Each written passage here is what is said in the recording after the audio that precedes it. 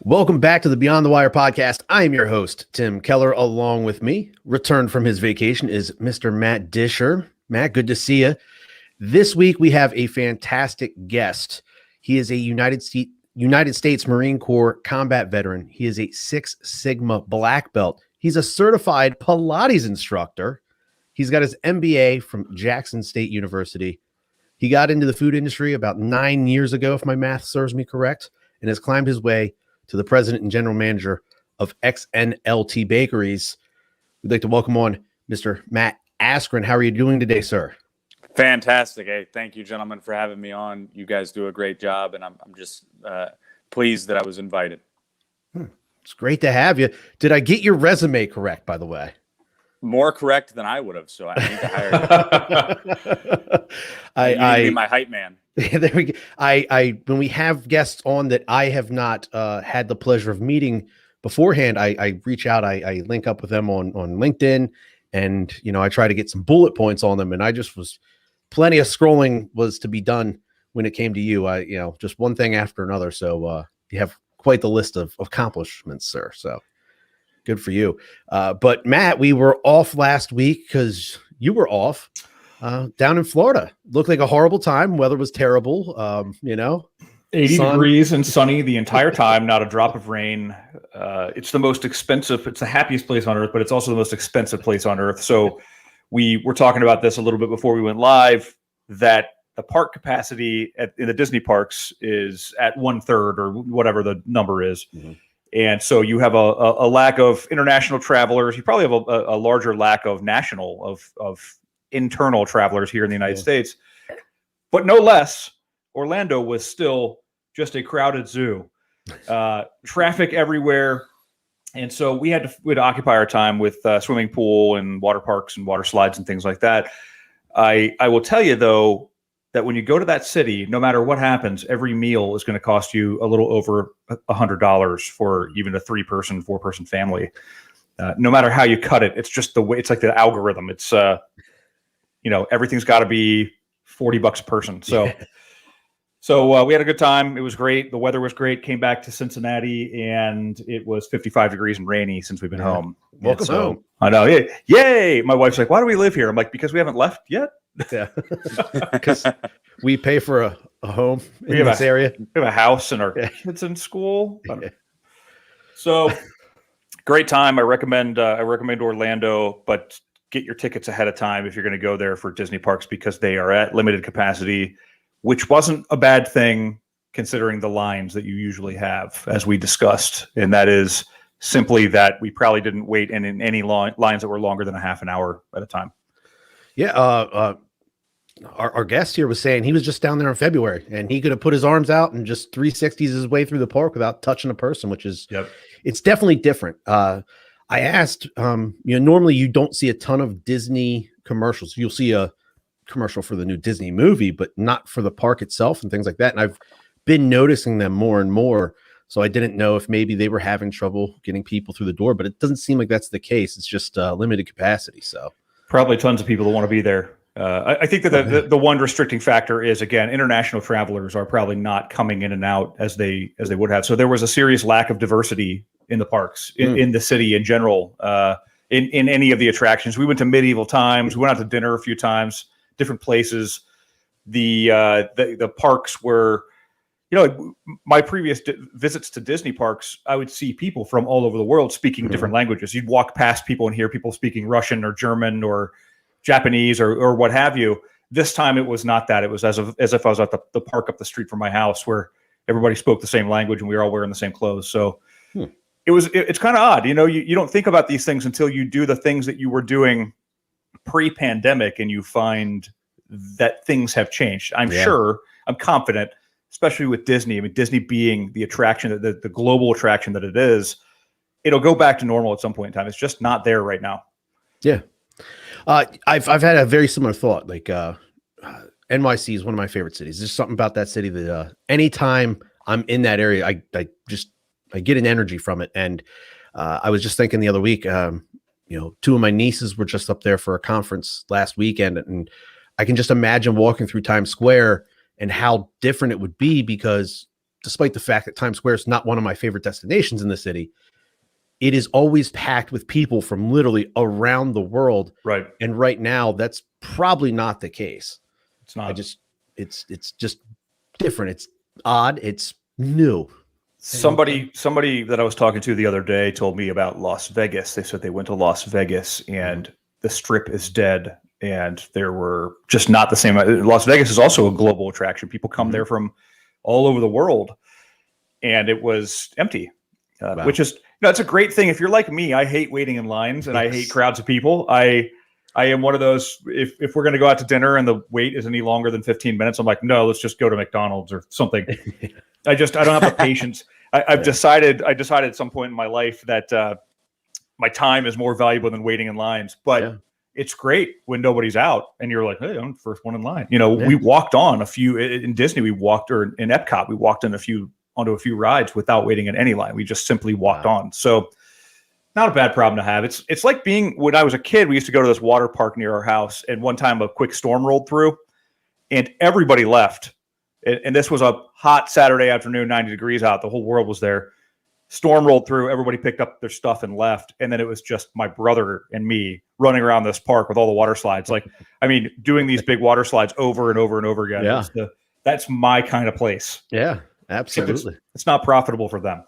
I can attest on Vegas, though. I've been there 3 or 4 times in the last year for business. Yeah. And, you get what I call the California rush on Thursday night. Mm-hmm. Yep. Anybody that's lived in California knows what I'm talking about, or been in Vegas on a Thursday night knows what I'm talking about. But other than that, it's eerily quiet. Wow. And if you happen to be like I am, and you're on Eastern time for your body clock, and you wake up at 3 a.m. in Vegas just cause, and you go wander, it is way different than 3 a.m. in Vegas any other time in my life. Yep. Wow. Yeah. I'm sure things will get back to normal. It's just right now, as things start to open back up and people can start to enjoy some of those former normalcies, there's going to be a slight change. You're going to see a slight difference in how things used to be. But so let's get into some news. Really, Matt and I both kind of combed through some things. It's a lot of heavy news this week, really. So just one news article. The Army has a new sniper rifle. They have a $50 million contract with Barrett Firearms for the MK22. It is going to be a sniper rifle that can be calibered for 3 different ammunitions, which is fantastic. The problem here is the Army, and the title of the article is "Deadlier, More Destructive Sniper Bullets Are on the Army's Wish List." Hey, if you're going to do something, do it the right way. So this thing's going to fire 338, 300, and 7.62 rounds, but they want new bullets. The I don't want to call them old, but the outgoing sniper rifles were mainly used for soft covered vehicles. Could go through a regular car door, could go through the back of Humvees, things like that, and then obviously for personnel. But they want to be able to attack light armored vehicles as well with these sniper rifles. There's also a part in here where they want to get while nothing is silent, the most silent ammunition possible in all 3 of those calibers.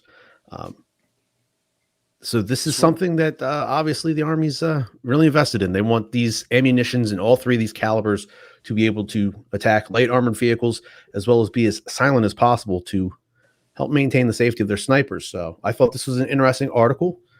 And if I was looking for sniper ammunition, I think it would be high on my wish list as well. You'd want something that had a big impact, right? I mean, that's the point. It was my understanding that the Barrett 50 cal, the sniper rifle that we're all familiar with, was originally designed as a counter or anti-material and anti-vehicle weapon. It was never intended to be used on people as much as it was to be used to take the engine block out of a light armored vehicle. So, that's interesting. It's that conversation. Like the Marine Corps, for example, was getting rid of its armor or getting rid of its tanks. And there's been this ongoing discussion of, the future of conflicts and stuff like that are small unit tactics and, special operations and things like that. And now we're developing new sniper rifles that can take out vehicles. I actually have a thought on that, though. Yeah. If the quote unquote first world nations of defense are moving away from armor, that means it's going to become more readily available to the second and third world nations of defense. That makes sense. I actually think it purely from a forward strategy standpoint, it makes more sense than it may appear. Is there anything in the article about a dollar figure? The rifles themselves, the $50 million contract for the rifles themselves, I don't see a dollar amount on any of the investments in the ammunitions. The rifles themselves will be able to fire accurately up to 1,500 meters in all three of the munitions. But yeah, no dollar amount tied to these ammunitions. I think these are all kind of still in testing because they are looking for subsonic, armor piercing, able to be as quiet as possible rounds to protect these snipers and put them in the most, advantageous position. Very, very much advantageous is a great word for that. But swift, silent, and deadly. Exactly. Yep. So, they're talking that these are going to take out the, those Barrett 50 cal sniper rifles. It's going to push them out the door, and which are big and heavy. And if you've ever handled one, I mean, they're big beast, and the ammo itself too is just, people don't consider this. People who have not carried a machine gun or a weapon of sorts. I mean, even when you're fully loaded with an M16 or an M4 variant, when you're fully loaded with ammunition, it's heavy. It's a lot of stuff. If you've ever been the A gunner on a 240 or a saw machine gun or anything like that, or especially a gun team for a 50 cal, that carrying even 100 rounds of 50 cal is a task in and of itself. Heavy. You have the extra barrel. It is not a light task. Right. And they have a photo of this thing being fired over there in Germany, and the weapon itself does look like it is much more manageable.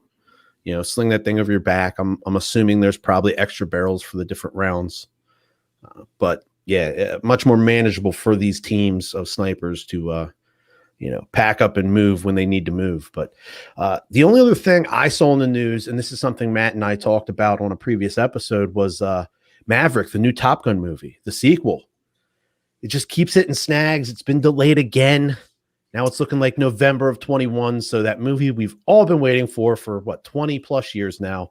We have to wait a few more months, but it is still coming. Maverick, the Top Gun sequel. What are they saying the snags are? I mean, is it because it's my understanding that this was supposed to be like the next big movie to come out. I mean, it is Top Gun's sequel. Top Gun was released in 1984 or 86 or something. Yeah. I mean, this is a long time coming. Somehow Tom Cruise is not an old retired naval officer. And I saw in the previews, like, why are you still just a captain after 400 years in the Navy?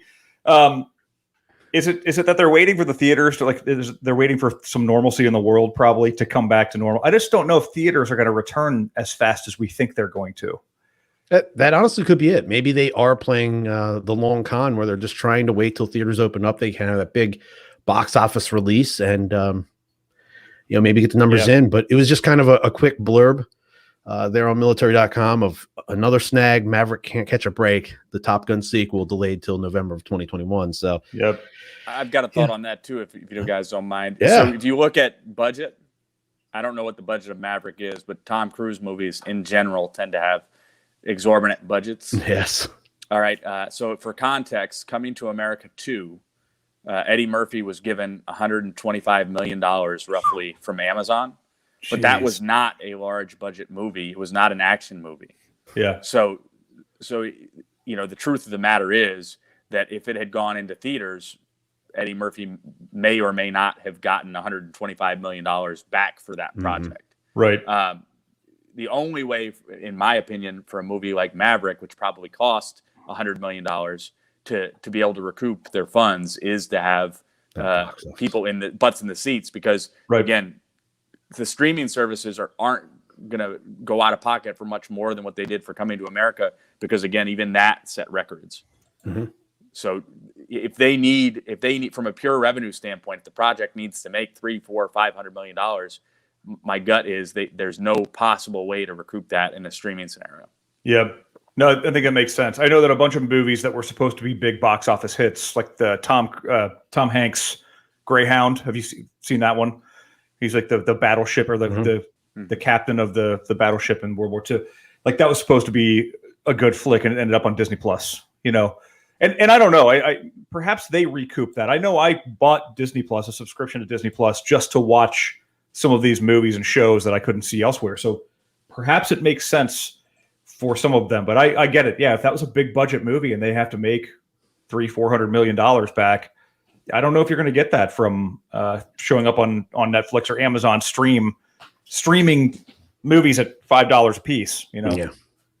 Yeah, because you're. I guess the thought is if they get these big budget movies on these streaming services, will get new subscribers. But I mean, off the top of my head, I can't think of anybody that's not subscribed to at least one or two of them. Honestly, right. So right. The other way to look at it is if you are hypothetically, if you're Disney or whoever is bankrolling it, you have already allocated X number of loss for your streaming service as a forward project, right? As a way to launch 5 years, 10 years into the future. So if you had to take it on the chin, it's a lot easier to take it on the chin by moving a movie to your own proprietary streaming service, which was already set up to lose. So the movie itself didn't lose. It just contributed to the loss of your platform, which was already supposed to lose as a part of a longer strategy. Yeah. So I think the way that they could probably supplement the income for Maverick is just to do merchandising like Disney does. Go out and make little bobbleheads of Tom Cruise in his little helmet, and maybe like "Talk to Me, Goose" or something. I don't know, something retro. Like bring back T-shirts that say "Talk to Me, Goose," or take me to bed or lose me forever or whatever she said. Well, you guys remember those like I don't know if they were dolls or whatever action figures, but they had that little string. You pull it, maybe they can bring those back. I mean, people will buy anything. The retro stuff. Like there are tons of things that I see on the internet that people are spending money on. Like, check out this new shirt. It's the most comfortable shirt you'll ever wear for $150, and people are buying it. And I'm like, what are you doing? Yeah, but if you put it in absolutely. a Disney park, and people will definitely buy it and pay $150. Absolutely, you get the right company behind it. Well, it'll go. Fresh out of Orlando, every place I went had the little swords that were like had LED lights and they're lighting up. And you'd think, I mean, these things cost $1 to make somewhere overseas. Yeah. And they're selling them for $25. The markup is absurd. But every kid is walking around with 14 of these little toys in their bag. And they're not going to last through the night. They're going to break as soon as they get into the hotel room. But yeah. Absolutely. Well, let's get into our guest a little bit here. So Matt, you are a Marine Corps veteran. Where'd you come up, and what got you to join the military to begin with? Well, I grew up in suburban Chicago, and my father is a Vietnam vet. He was drafted into the Army. And so, like many of us, military service was always held in very high regard from a family standpoint. So that always made a big difference. The funny story is I was a junior in high school. I had gotten in a lot of trouble, moved around a bunch of schools, things like that, and kind of finally had started to get my life back together.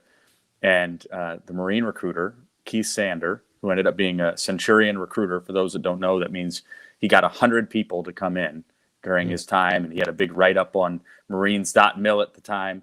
But he was doing a setup at the high school that I had ended up at. And to be totally truthful, the entire period, nobody went up and said anything to him. And so I was probably bored with the people I was talking to or whatever. So I told my friends, hey, I'm going to go say hi to this guy because nobody's talking to him. I walked right up to him, said hello, good afternoon, whatever. And we started talking, and we connected, just like in business. Relationships, location, for some pretty basic principles. And so anyway, he's like, well, you're too young to be able to join the delayed entry program, but you should still come to my office and we should have a long form conversation, and I told him, well, I work and got whatever else, but I'll come by when I'm off and whatever. So I stopped by, and again, we hit it off. We talked for an hour, 2 hours, whatever it was. And from that point on, I kind of knew what my path was. even though I couldn't even dep in at that time. So I started going to the Wednesday functions, and it kind of snowballed from there. Another funny story that I don't know if people would want me to tell, but who cares? I'll say it anyway. About a year later, I'm still in I'm still in high school, senior year, getting ready to go to boot camp, and same guy, Keith Sanders, says, "Hey, can you do me a favor?" He goes, I'm catching a lot of heat. Can you just bring me anybody to interview? I need to schedule an interview and do one. I said, I got you. So I brought one of my best friends, a guy by the name of Mike Brada, and he was planning to go play football in college for a Division III school. He had already picked out what school he was trying to go to, University of Wisconsin-Whitewater, where my brother was playing quarterback at the time. And but he's a solid guy that the recruiter already knew. It was a slam dunk for what his objective was, and he showed up. And I can still remember this. It's like 17 years, but I can still remember it clear as day.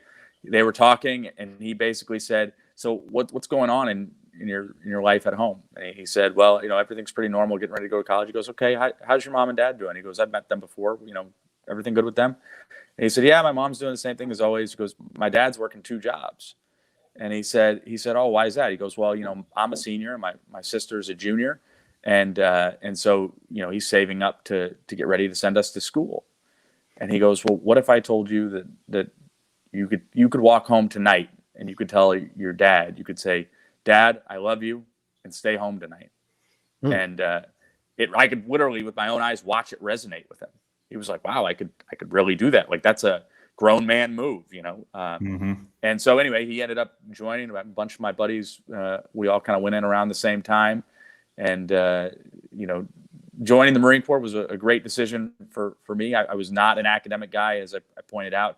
I got kicked out of some schools and had some pretty significant troubles in an academic environment. Never would have anticipated that, would have went to college at 28 and graduated at 30 and started my MBA and finished that, I think, at 31 or 32. Definitely didn't see that coming in my future, but that conversation in that high school cafeteria with that Marine recruiter really kind of started that track. So that's a long answer to a short question. I apologize for that. No, that's a fantastic story, and I'm sure your buddy's father was more than happy to not have to go into work that night. As someone that's had to work 2 jobs before, I know that's a rough lifestyle. To his father's credit, I think he still showed up to work that night. But great family, great people, and like many of the folks we know in the Marine Corps, had other options, but chose to do it because it was the right thing for his family, and his country. Well, yeah, that's a fantastic story. And so you joined the Marine Corps. What was your MOS? What did you do for the Marines? So I joined and went in and became an armorer at first, weapons guy. I had a bit of a misconception of what that was. Okay. Yeah. So if you can think to what we all know, now is that is in a lot of ways a cooler version of a supply guy or a cooler version of a mechanic. But I thought that it was like the equivalent of like a radio operator with an infantry squad or an infantry platoon or even an infantry company. Like you were a part of the platoon, but you were just the one that knew how to fix the weapons. Mm-hmm. That was definitely not true. So that was a harsh reality. I was not a big fan of that role for that reason. It just, it was not my cup of tea.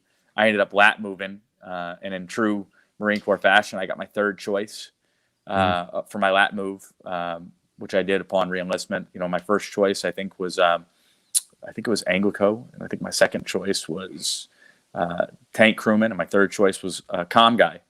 And sure enough, I became a comm guy after that. At the end of the day, it's always kind of where they need you the most. Yeah. So, and I can't complain. I ended up getting to do plenty. I ended up getting to do some of the cool. In 7 years, like I got sent to Gunsight Academy twice in Paulden, Arizona, from Okinawa. I got to go on embedded training teams twice, where I got to do every bit of the grunt stuff I ever dreamed of. So I mean, it all worked out. Yeah. So I'm curious because I've tried to turn into the armory many a dirty rifle where, I've just put, 500 rounds through this gun, and I'm tired because I haven't slept in 4 days. He's ran 2 Q-tips through it, and he's like, here you go. Yeah. And I'm like, all right, I'm done. I'll clean it next time. I'm going to go to bed. So I'm trying to hand it through the window, and the guy won't take it. Get this out of my sight, you filthy pig, or something like that, something to that. So I never did this, but I wanted to roll up a $5 bill and put it in the chamber. Did anybody ever do that? If it was a 20, it would have worked with me. Oh, nice. But I will say this also: the thing that most Marines don't take into account, and probably other service members as well, is at least in my case, I just had come back from the field with you, so I was equally as tired and equally as ornery. And so I was not trying to goat rope anybody because I also wanted to go to bed, or shower or work at whatever, eat. And so I was not unreasonable, although I was not necessarily, a gem. That the custodians were normally the ones that people were able to take advantage of the most. But a $20 bill rolled up would have worked. I'm going to remember that in case I ever have to end up doing that again. Yeah.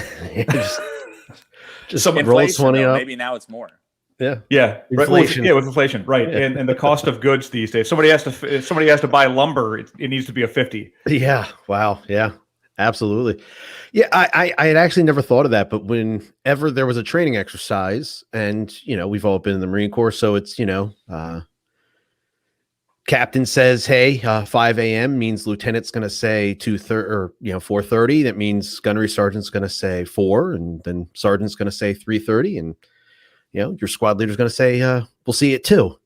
Right. And then that means you have to be at the armory at 2. That means the armorer has to get up and be there at 2 as well, and he's not going to get to go play G.I. Joe. So he's woken up in the middle of the night to go hand a bunch of people their weapons. So you can understand how sometimes the armorer might be a little ornery, as Matt put it. That doesn't take into account opening up the armory, going to PMO, getting all the stuff to get the armory open, opening the armory, doing the initial site count. And oftentimes, if there was an exercise, it meant the night before there was some sort of pre-fire inspection type work that needed to be done.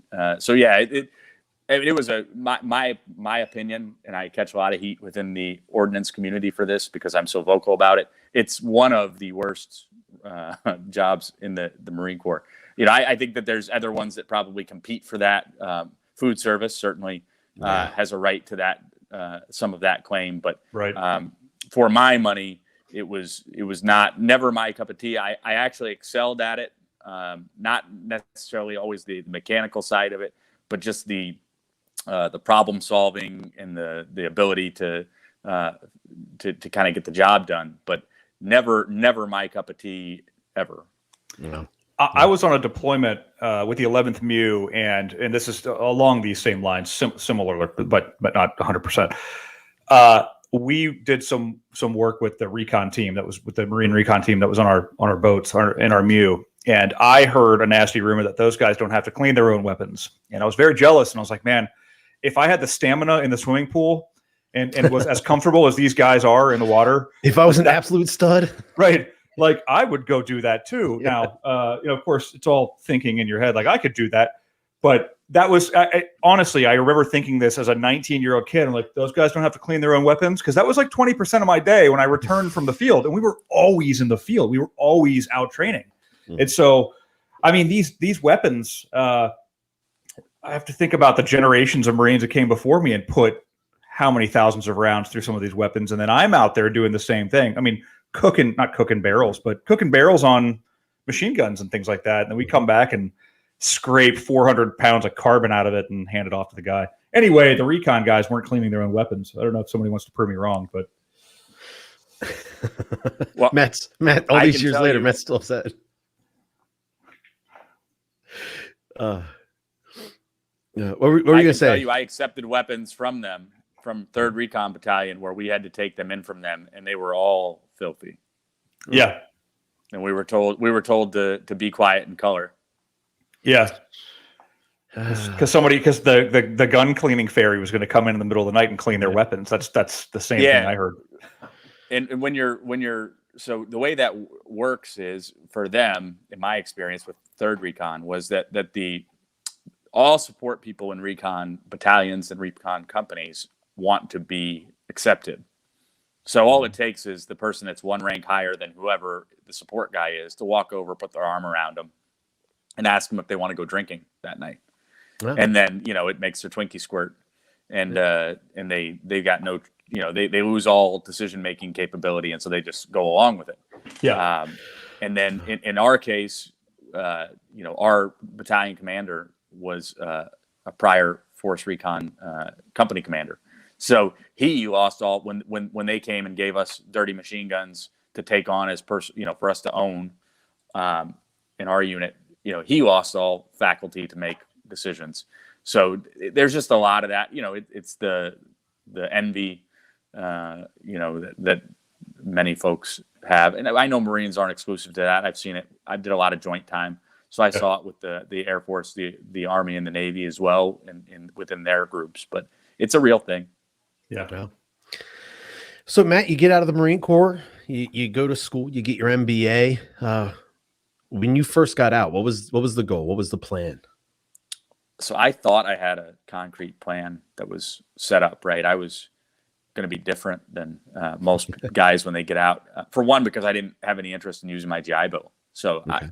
I felt like a lot of folks, when they get out, in absence of a plan, they just say they're going to go to school. Mm-hmm. But because I wasn't going to do that, I was adamant that I wasn't going to do that. I had come up with a plan to franchise a 7-Eleven, and I had started that process probably a year and a half prior to getting out. And I had done literally everything you could to do that. What I didn't take into account was that the bubble that burst in 08-09 was still lingering slightly when I got out. And so the loan market was just atrocious. And I was going to have to work for free the first year. And the second year I make like 10 grand. I just got married. I just moved my wife from Los Angeles to Chicago. I just, bought a property. That wasn't going to work. So maybe an oversimplification of things, but that wasn't going to work, having balloon payments that were going to be so large that they were going to take up all I was going to do, especially in a role like that where you are your own boss, but you're working 70, 80 hours a week, weekends, holidays, everything in between. So, I thought I had that great plan. I didn't, or at least I didn't have it as well thought out or well researched as I should have. From there, I said, all right, time to get a job while I figure this out. So I got a job on commission, selling flooring at a retail chain in Chicago area called Century Tile. And, I'm not ashamed to admit it. I took a pay cut. Not a lot of guys that I know who are a sergeant get out and take a pay cut. Mm-hmm. I got out took a W-2 pay cut and took a pay cut in terms of, obviously now I didn't have all the benefits and entitlements, no such thing as comrades, so on and so forth. But I while that was going on, I really had to kind of figure out, okay, what am I going to do with this? And I was stuck on the idea that I was going to be in management. I didn't necessarily know what I was going to manage or how I was going to manage it, but I truthfully believe that if I could get in front of somebody in an interview, I could articulate to them how my managerial skills would fit based on my history. Everything from leading Afghans in the Afghan National Army to leading armory custodians to being a MOS school instructor at Access, the comm school. I somewhere in there, I had learned a way that I could lead in most any environment if given the chance.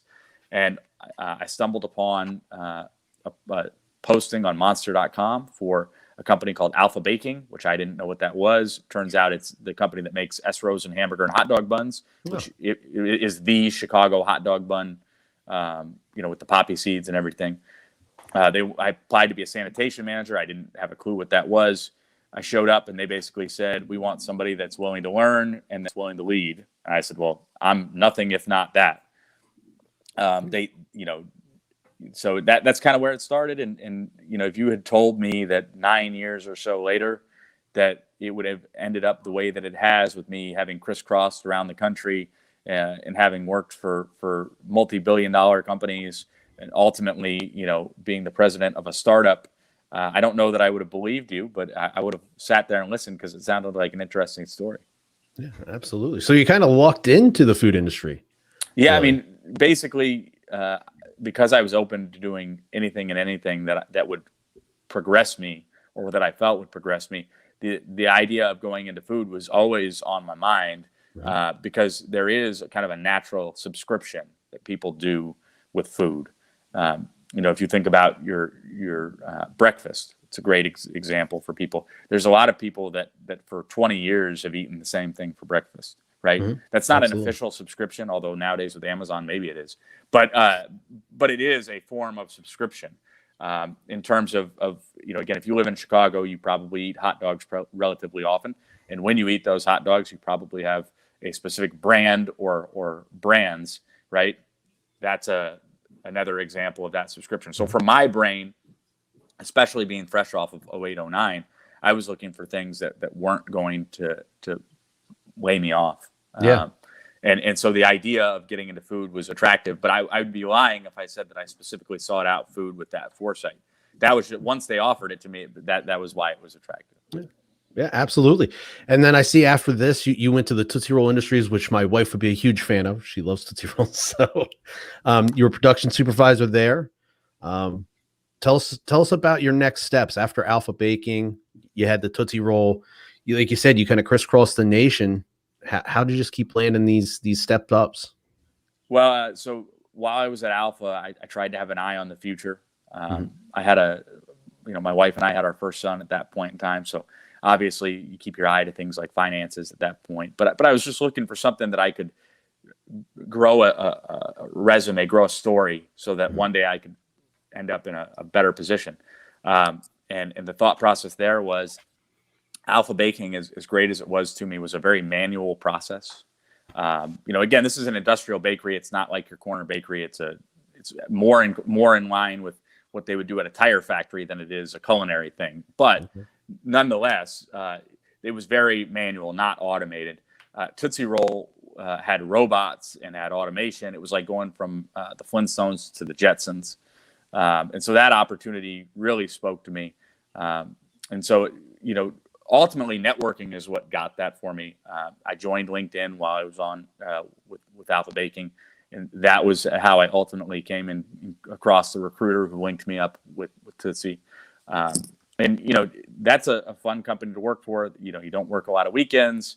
To be totally truthful, in the bakery business, it's not rare to work 12, 15-hour days. You work holidays, you work weekends. In some ways, it's like being not like being deployed in terms of your safety, but it's like being deployed in terms of, the needs of the customer, right? As opposed to the needs of the Marine Corps or the needs of the nation. So Tootsie Roll, I don't think I worked a single holiday. I worked significantly less weekends. Because of the atmosphere, there was no 140-degree oven that I was standing behind. In fact, the majority of the time I was in a temperature-controlled packaging area. So there's a lot of positives to that, but it all starts with networking and understanding what networking is. Us three have all been out for a period of time and been successful, so we understand that networking is a different thing than what we probably thought it was when we graduated high school or got out of the Marine Corps. We thought that it was keeping in touch with our old buddies or our former math teacher. And we've learned that there's so much more to it, so much more involved. It's more about creating mutually beneficial relationships. And even if you don't know where they may benefit, still having an ear for one another and still being able to point some things out. And so, networking is how I've been able to do it. I'm sure it's how most of us in the veteran community have been able to do it. This is, you're speaking my language right now, and I talk about this a lot when I take to LinkedIn and when I'm speaking to different groups and things like that. And number one is, I always say this, the top three things you can do when you're transitioning out of the military, looking for a new opportunity, is to network, and to network. And a lot of people don't understand what that means, but it simply means this. I had a conversation like this yesterday with a person leaving the Coast Guard, and the conversation went like this. She's like, I want to get into something about data and analytics and something like that. I want to use what I've done in the military to come out. And I said, here's how the network works. I'm going to connect you with one of the data and analytics people I work with. And I'm going to ask her to have a conversation with you. And oh, by the way, that team has a few positions open. And so you never know. That's how the network works. You come in and ask somebody, like, how did you do this? How did you get where you're going? Networking is exactly that. You're not asking for jobs. You're asking for advice. You're asking for mentorship, et cetera. The other thing you said that is also speaking my language, and I'd love to hear this, is that you were constantly looking for upward trajectory. You didn't come out of the military and go, well, I don't want that job because that's not what I want to do. You said, I'll take that job because it leads to this and it leads to this and it leads to this. A lot of people aren't thinking like that. Everybody seems to think when they leave the military, and this is the purpose of this podcast, these discussions.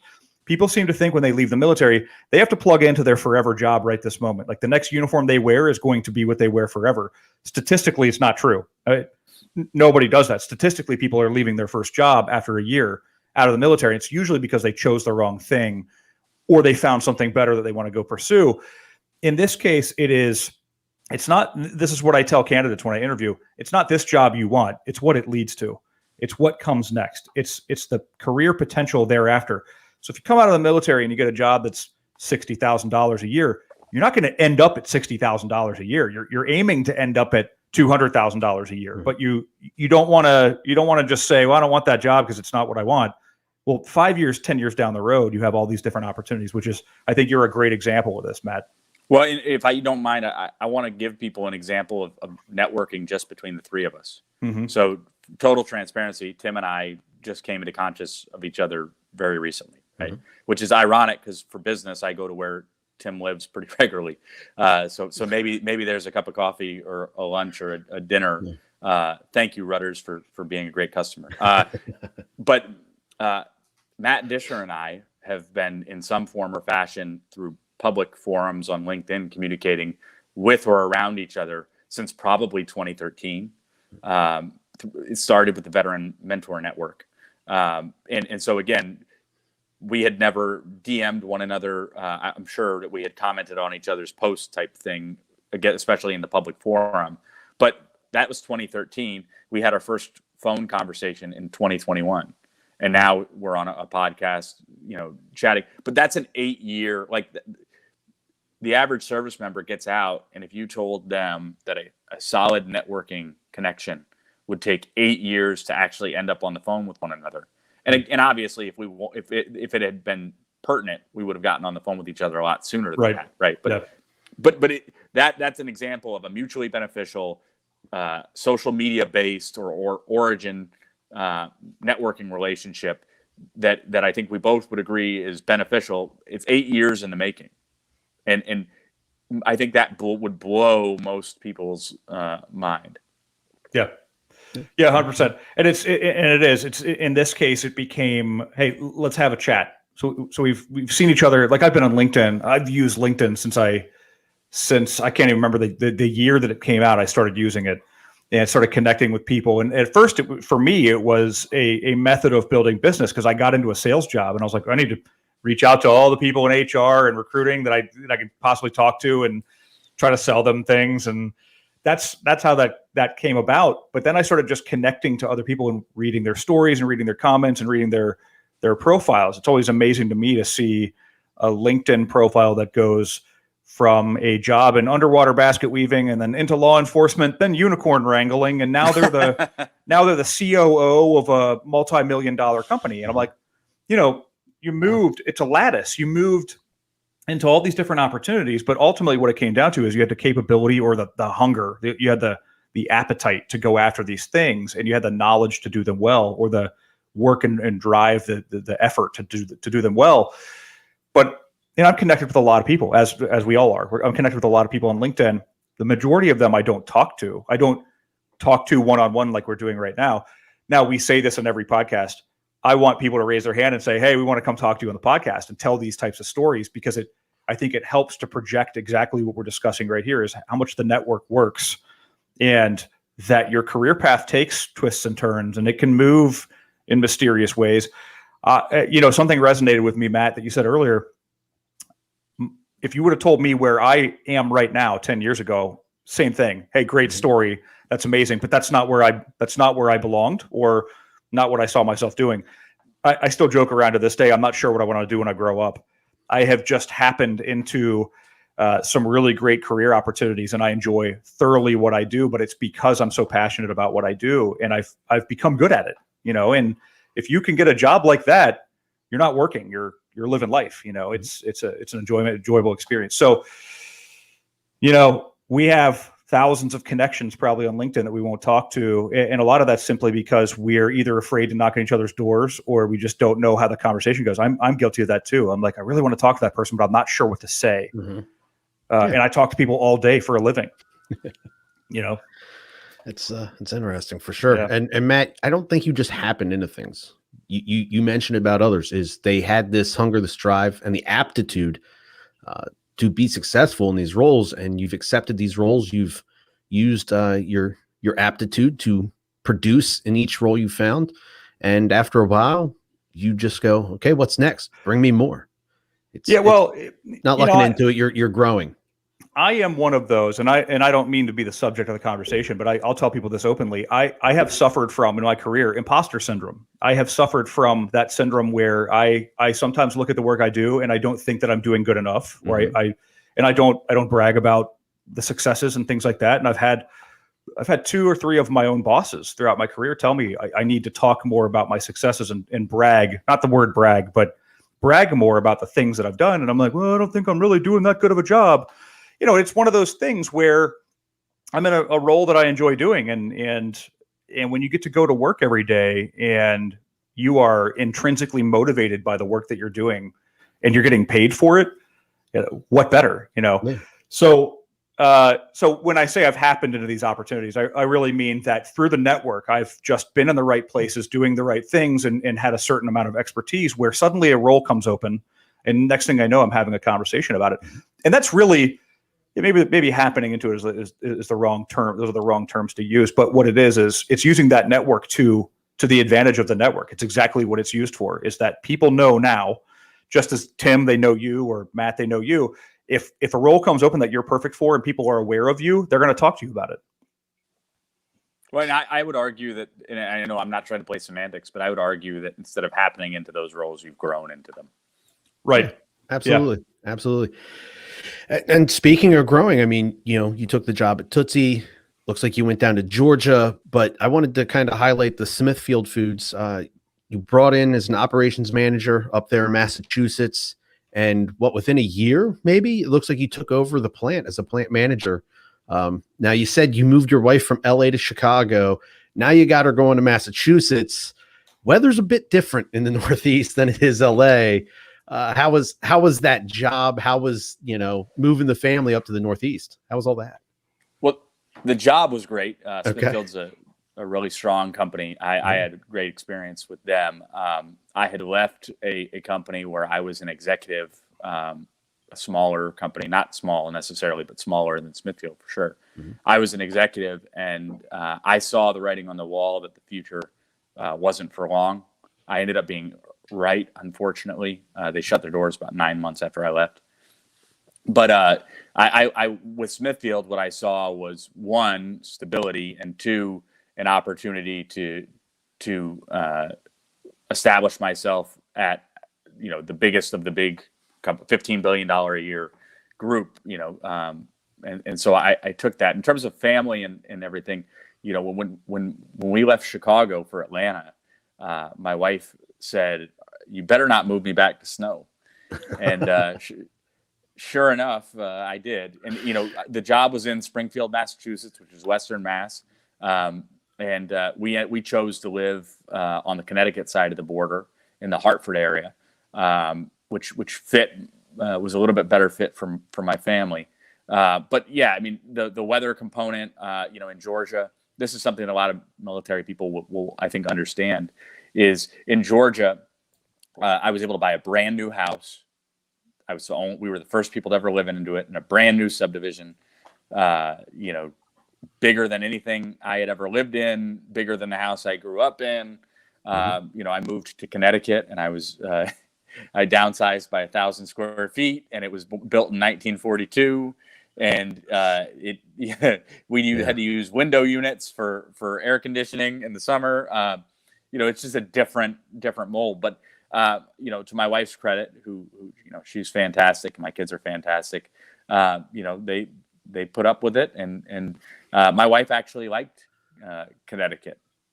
She didn't necessarily kick and scream to go back to the South when the opportunity in Charlotte came about. But I've got very strong opinions about Smithfield. Smithfield is a tremendous place to work if you're a veteran. They've got something called Operation 4000, which when I was there anyway, it may have changed, was to hire 4,000 veterans within the organization by 2023. And so that was not just lip service. That was a legitimate initiative. There's some awesome veteran people there, like Troy Vandenberg, who's a recruiter, who I'm sure your guys' LinkedIn profiles have crossed paths with at some form or fashion. I went in there and immediately began working for a Marine veteran, Tim Sheets, who's an absolute rock star, future C-suite guy in his own right. And so, that made a big difference. The funny story is I had tried to work for Smithfield numerous times. When I left Alpha Baking, I tried to work for Smithfield in 2 different roles and almost made it, but didn't. When I left Tootsie Roll, I tried to work for Smithfield and it didn't work out. And then when I left Bake One in Atlanta Bread Company, inevitably I finally made it there. But I would joke around with people because they're like, "Man, we're so happy that we found you at Smithfield. You're really a perfect fit for the company." And I'd go, "Well, it took me 5 tries to get here. You guys didn't want me that bad." Yeah. I would actually, I think, get in trouble sometimes, ruffle some feathers when I would make comments like that. But it was true. It was, I had been trying to be there forever. So, great company. I left because I was blessed to have an opportunity that I couldn't say no to kind of jump to the head of the line and get into running, my own organization. But nonetheless, I've gotten nothing but positive things to say about Smithfield, their leadership, and my time there. I have told people repeatedly that my team at that plant, the 206 other people that were there that worked with me, was the most cohesive team that I had ever been a part of in the private sector. And as a management staff, was a terrific combination of being, technically proficient, smart, willing to adapt. I mean, you kind of name it. So because of that, the plant that I ran, was having banner years pre-pandemic. Awesome. So very proud moment. And you brought it up. You're now in the Charlotte area with a startup. Tell us a little bit about that. Well, I had when I was leaving the company in Atlanta, I had learned about this crazy thing called a search fund. And I recommend any veteran or a non-veteran, look up what a search fund is, if for no other reason, because it's just really interesting. I won't bore everybody with all the laborious details, but it's a great opportunity for people to own part of, and by own part of, I mean have equity in business, and at the same time, kind of skip towards the front of the line in terms of having to wait until you're 45 or 50 to run a company. And so a friend of mine found out about this while he was doing his MBA at University of Chicago, Booth.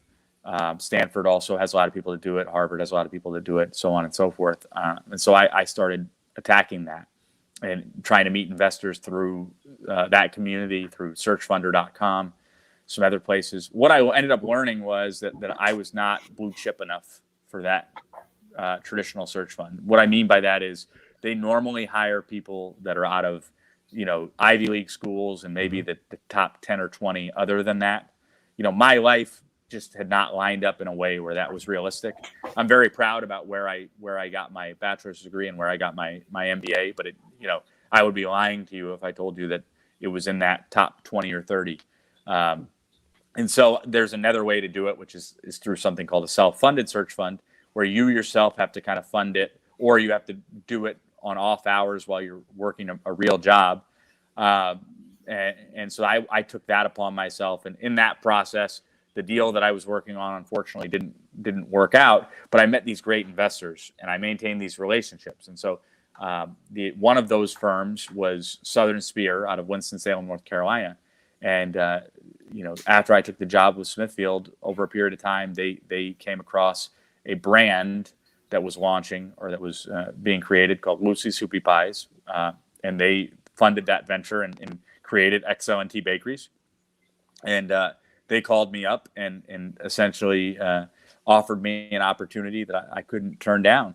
So now here I am in the Charlotte area, running XL&T Bakeries. We've got Lucy's Hoopie Pies, 3 flavors, 3 SKUs total, and we're about to launch a shelf-stable line, which is Lucy's Muffin Tops, Lucy's Buns, and Lucy's Boom Cakes.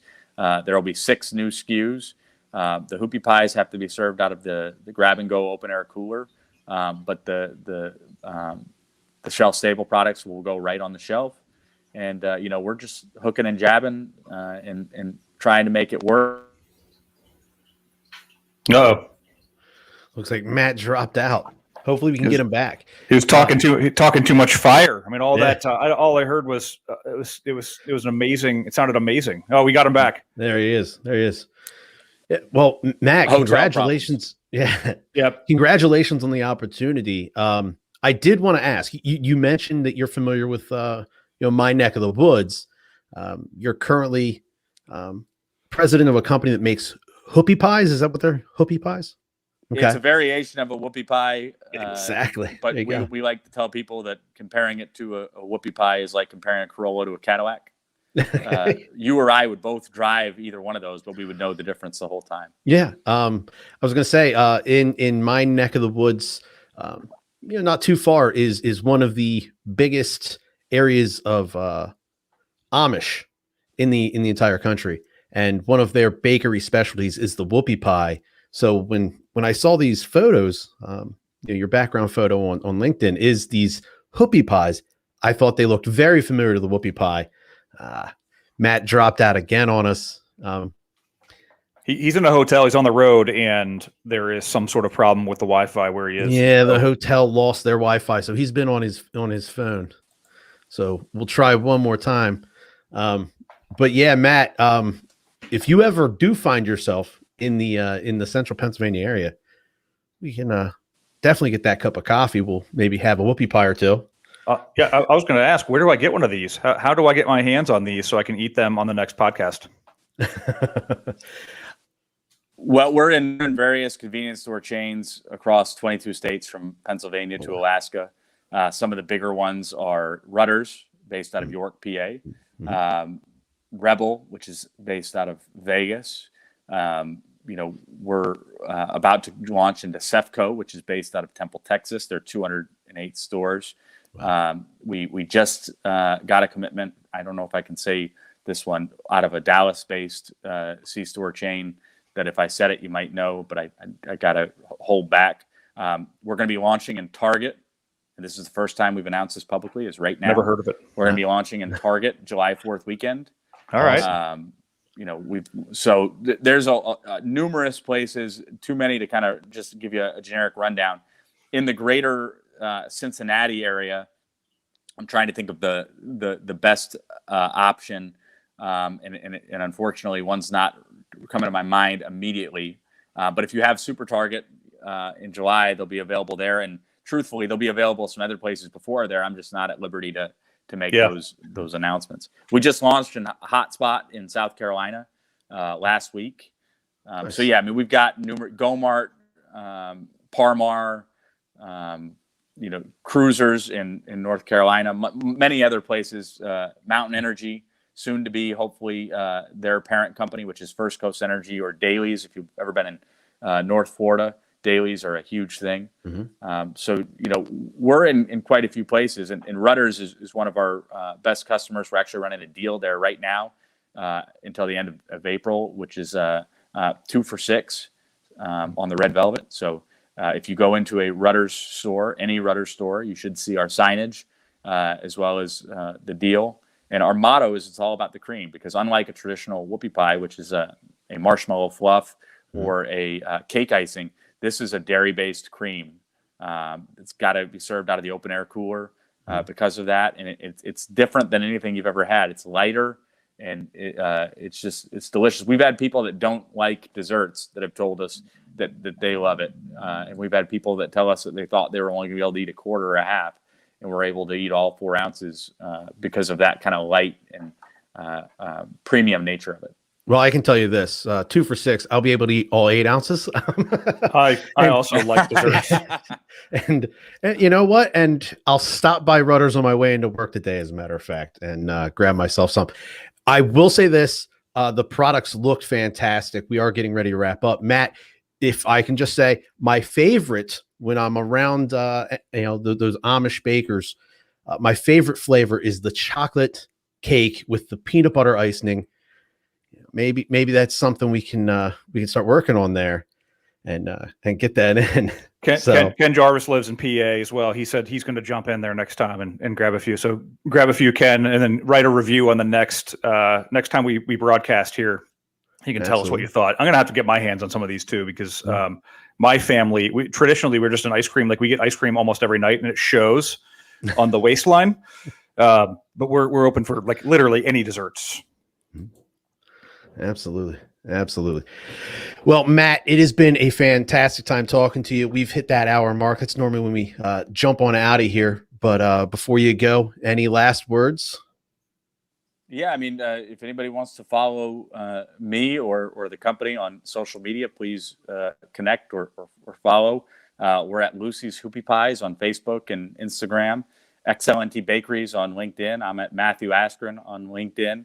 And again, I found it very fruitful to be a part of the social media world professionally, and would love to use this as an opportunity to meet and connect with more people. Absolutely.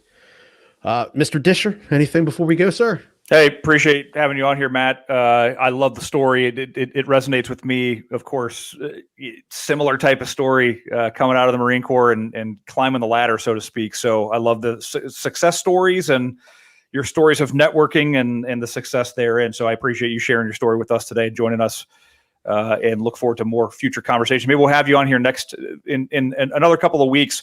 I'll get my hands on some of these desserts and I can taste test them while we're recording live. That might be a new venture for us on this broadcast. I will say I know historically listening to someone eat is not the greatest of audio. What's that called? ASMR or something? Yeah. But that's not really. But you never know. Maybe this is just the product to eat while recording. You never know. Right. You got to try things, figure it out for ourselves. Yeah, you can check us out on all social media platforms. Beyond the Wire podcast is where you can find us. Also on all your favorite podcasting platforms. Also, tell a friend, tell a relative, get them involved, have them give us a listen, give us a rating and review. Those 5-star ratings help bump us up the charts and find new listeners and new fans of the show. And we would appreciate that very much. But with that all being said, it's been a pleasure talking to you, Mr. Matt Askren. Mr. Matt Disher, it's always a pleasure talking to you, and we'll see you right back here next week on